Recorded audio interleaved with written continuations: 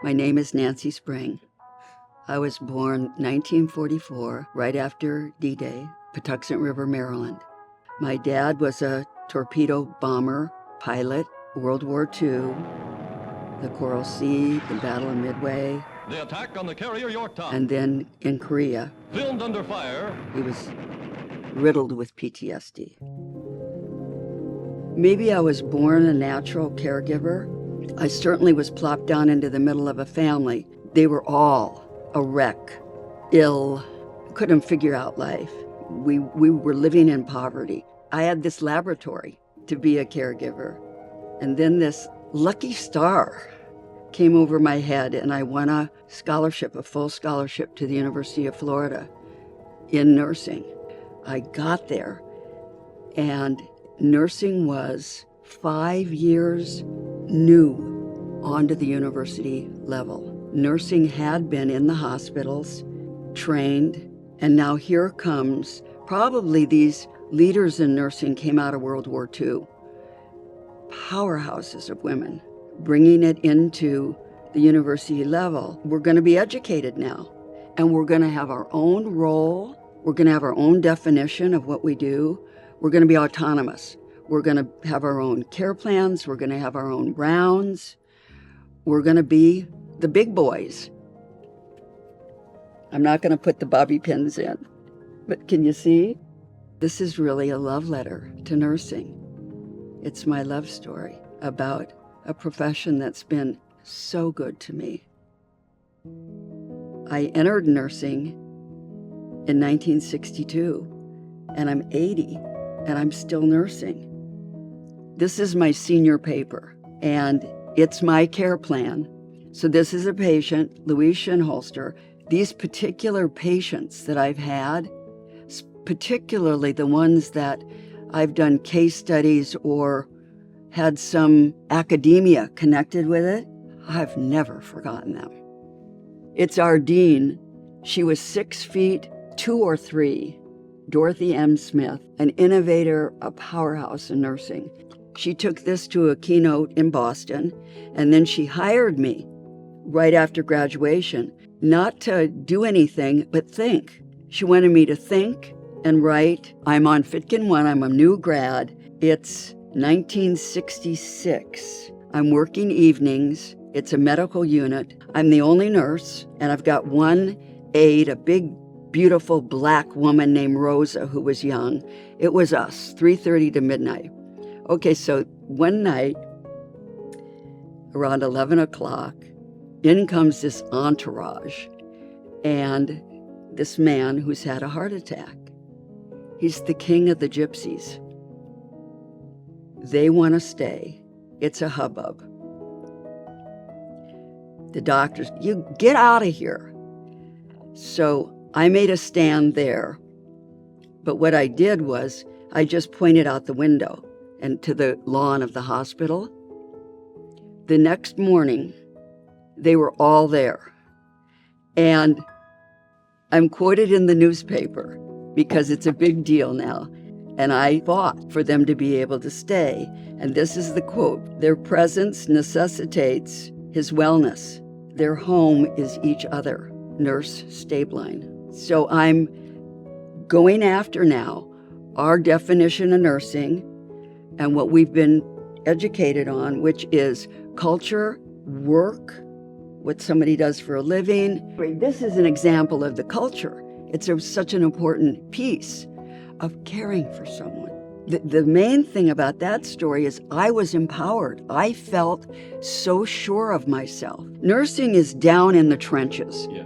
It's down in the intimate activities of daily living. That's what we're all about. The things that they can't do themselves. And we're going to help them until they can do them themselves. How are you, Mrs. Reynolds? Oh, I'm a lot better, nurse. Yale School of Nursing. When I went in 67, they only had 2 clinical specialties. One was psych and one was midwifery. And I chose psych. It's all the civil rights. It's just mind-blowing to be there. I'm assigned to the Yale Psychiatric Institute. I've got another patient that I'll never, ever forget, Valerie Mulliken. She was a 19-year-old schizophrenic, severe. Schizophrenia varies in its symptoms and its severity. So I'd see her every day. I was in charge of her care. I was doing nursing. And then along with that, there was the head of the Yale Psychiatric Institute was her psychiatrist. And I'd write my notes and he'd write his notes. He called me in. He said, "You're a nurse.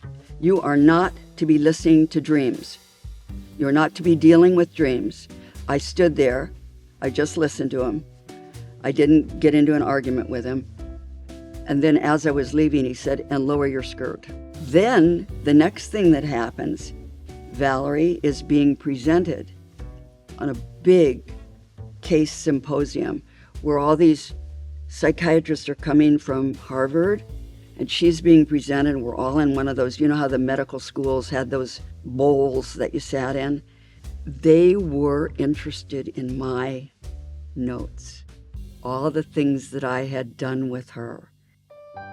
The dean of our school, Evelyn Wald, she is bringing hospice to the United States from the UK. It's happening right in front of me. I'm sitting around the table when the definition of nursing adds its lines: assist someone in death and dying with dignity and peace, and no one have to die alone. Think about it from where you're here, not up here. We already knew that we were dealing with death and dying. They were dying in the hospital. There were occasions when I held hand when they were expiring. But on 2 occasions, a patient asked me to lay down. I put the bed rail down and laid there next to them. And I knew, I felt so secure, so assured, so clear that this was my role. I'm teaching nursing, and in the summers, I would try to stay working as a floor nurse because we want to stay on the battlefront of nursing. So I'm pretty confident now. There's a patient, Luther Hightower, and he's in our hospital, and he's got a big lump, bigger than a golf ball, on his neck. His family is like shining him on. And he was my patient every day, and he wanted to talk to me about dying. We all knew he was dying. I would listen to him. Doing all that we know that hospice now does so incredibly beautifully. I just had the experience with Mike. So I'm walking down the hall, and this resident confronts me. And he says, "How dare you tell him that he's dying?"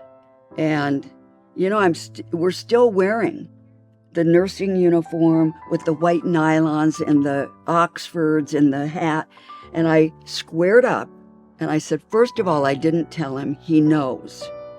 And then I just stood my ground with, this is healthcare. This is what we do. He knows he's dying and he wants to talk about it.